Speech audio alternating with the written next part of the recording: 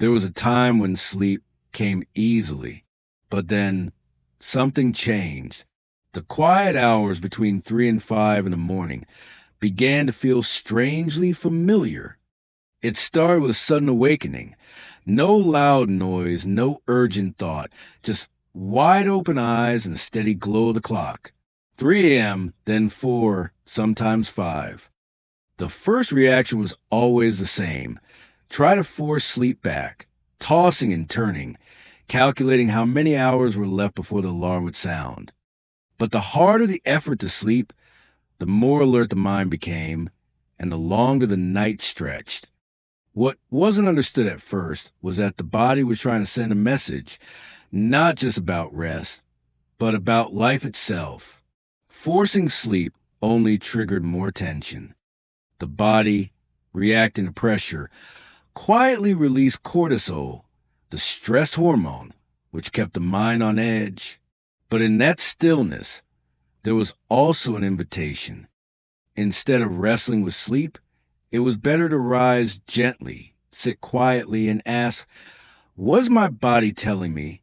Sometimes it was a discomfort in the back. Other times, it was something deeper, something unspoken that had been buried beneath the noise of the day. In those hours, some of history's wisest people had found inspiration and clarity. Perhaps that time, too, could be used to reflect, breathe, and write down passing thoughts, feelings, or memories. Even small adjustments, a new pillow, a soft blanket, could make the body feel safe again, and in that safety, sleep might return naturally. One night, waking up came with a dry mouth and a restless heartbeat. The room wasn't hot, but the body felt overheated. It became clear hydration was lacking.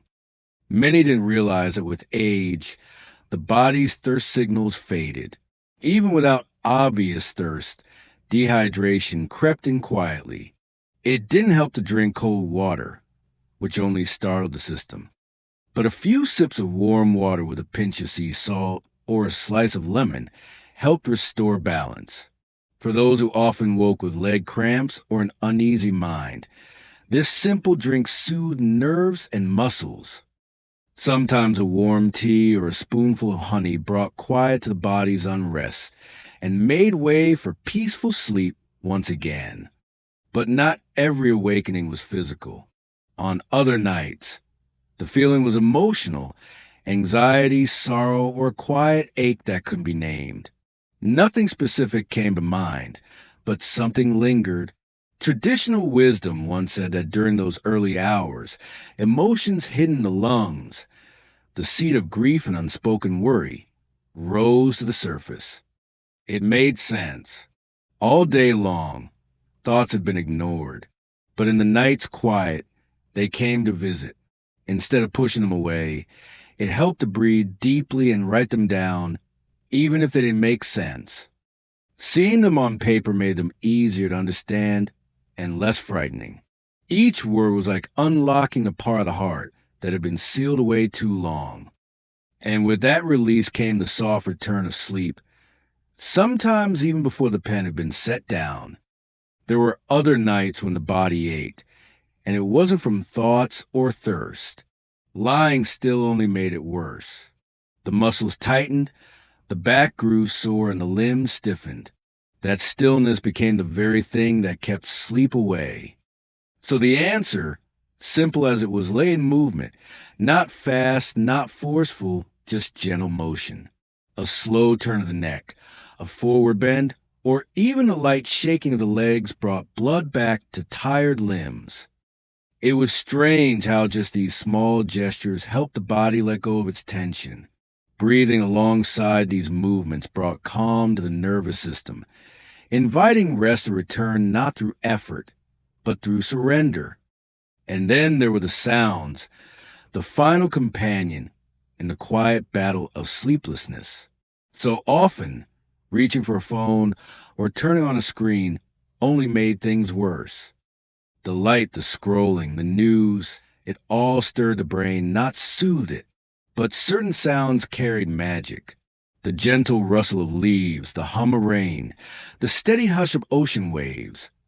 These became lullabies for the soul.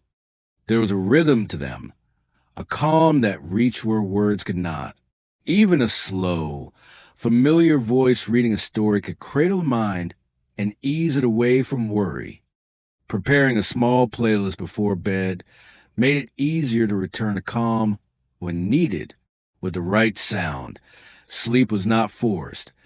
It simply came back, like a friend who had stepped out for a moment and returned quietly through the back door.